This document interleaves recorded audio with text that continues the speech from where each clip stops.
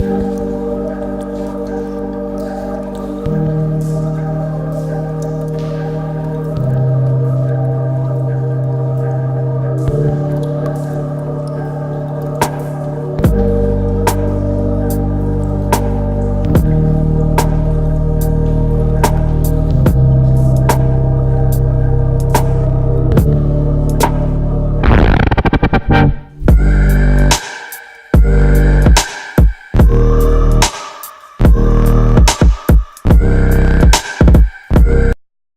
everyone, welcome back. It's your girl Shay Amore, and in this video I will be finally showing you guys how to customize the front and back of a 360 lace frontal. I know I've gotten a lot of questions after I posted my first video on how to make a 360 lace frontal wig, and a lot of you were questioning why people do not show the back of it, and mainly because they haven't customized it or they're not sure how to customize it. So I was able to go ahead and do this video for you so you can kind of see how to customize the front, the back, as well as how to install the 360 lace frontal wig and it still look natural looking. So we're just going to go ahead and get started. If you guys have any questions or comments, definitely leave them down below. Make sure you subscribe to my channel if you haven't subscribed yet, so you can definitely stay up to date on all my videos and all my tutorials. And we're going to go ahead and get started right into this video. Okay, so first things first is basically what hair I am using to create this wig, and the hair is from the company OMGqueen, and I have their 360 lace frontal in a 14-inch, and then I have two bundles of the body wave hair, and the lengths are 14 and 16.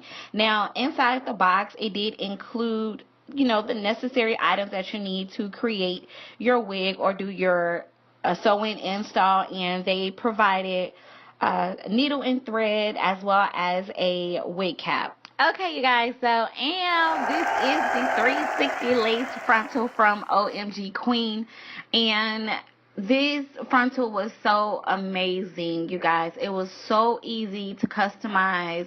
The frontal does, the lace on the frontal does come with like a slight tint to it, so if you're not interested in bleaching your knots or tinting your lace, you definitely do not have to. The pattern or the texture of the hair matches very closely to the bundles of hair that they gave me. Another thing about this frontal is it does not come with the adjustable straps in the back. I know I've seen frontals that come with the adjustable straps, but this one doesn't, and I really like the fact that it doesn't because you can part anywhere on this frontal.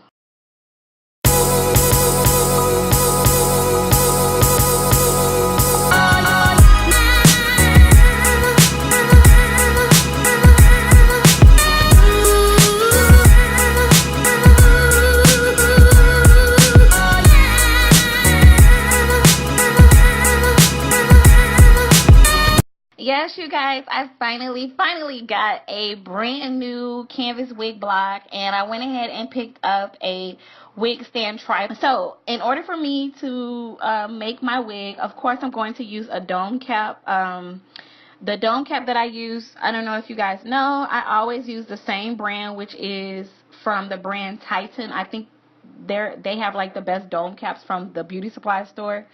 So I'm going to go ahead and pin this down with my T-pins, and you can pick some T-pins up from Walmart, or you can pick it up from your local fabric store or whatever. Go ahead and sew down the 360 lace frontal. So in order to sew down your 360 lace frontal, the best thing to do is to pull it a little bit past your dome cap, okay? You don't want everything aligned up because once you sew down the frontal, you're going to be cutting the excess fabric that's on the dome cap underneath it. So the best way to make it fit and lay properly is to pull it down just a little bit past the front of the dome cap. Now, after I pulled it down, I just made sure everything lined up, and I pinned it down some more with some T-pins. And what I'm going to do is go in and sew it down. I'm not doing a traditional stitching because I've seen people do the traditional stitching, and I don't know, like, it's just not my preference to do a traditional stitching when it comes to the 360 lace frontal. So I will be showing you guys kind of up close on how I sew mine down. I just feel like using this stitching method is the best when it comes to the 360 lace frontal. Okay, so the stitching method that I'm using, I'm not for sure exactly what it's called, but I feel like this is the best stitching method to use when it comes to your 360 lace frontals, okay? Now, I went ahead and stitched right where the hair ends, and I stitched it all around in a circular motion, and I actually cut off the excess lace. Now, in my first 360 lace frontal tutorial, I went ahead and sewed down the top of the lace, but I just feel like, what's the point of keeping that lace? Like, you're not going to use it, so you might as well just go ahead and cut it off, and that's the reason why I cut it off.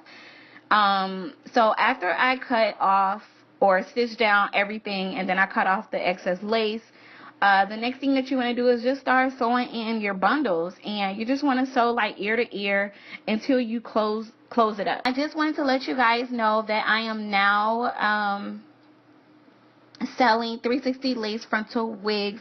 So if you are interested in ordering one, definitely go to my website. I will give you guys all the information either in the video or down below in the description section on where to order your 360 lace frontal wig. Okay, so I went ahead and sewed down all of the hair. I had a little bit of hair left in the 14-inch bundle. So this is basically how the wig looks. This is the finished look of the wig after I sewn everything down. Now what I'm going to do is go ahead and cut off the excess dome cap, and you want to cut this off because it's pointless to keep it. You don't need it at all. And this, after you cut it, this is basically how your wig will look in the inside. So the next thing that you want to do is go ahead and customize the hairline. And with the 360 lace frontal, you're going to have to customize the entire frontal, okay? So that's the front, the sides, as well as the back. And no one can really show you how to customize your frontal, or how many, well, basically how many hairs to pluck out, or I don't know. It's not a formula to this. It's just basically what looks natural. And I guess like the best way to kind of explain it when you do tweeze the hairline is you want to tweeze, I guess, like every other line. I guess you can kind of say that, because everyone's hairline goes in and out. So it's like a sort of kind of like a zigzag motion. So it's like one area where it might have hair, you want to like jump to the next line and just pluck out a couple of hairs. So I guess like every cluster of hair, you want to maybe pluck out maybe 2 or 3 pieces of hair. I don't know. I'm hoping I'm kind of explaining it right, but it's just a trial and error when it comes to tweezing the hairline. It's basically what looks the most natural. And I think like the best way to do it is to look at pictures of different people's hairlines just to kind of see how it's supposed to look. Or if someone has like a detailed in-depth tutorial on how to tweeze the hairline, then definitely watch that over and over again. Me, with customizing my frontals, I don't know, it was a trial and error. Some frontals I've tweezed, it looked horrible, and some I was able to tweeze it and it looks natural. So this is basically what I'm doing. I'm just kind of plucking out every other hair to make the frontal look as natural as possible.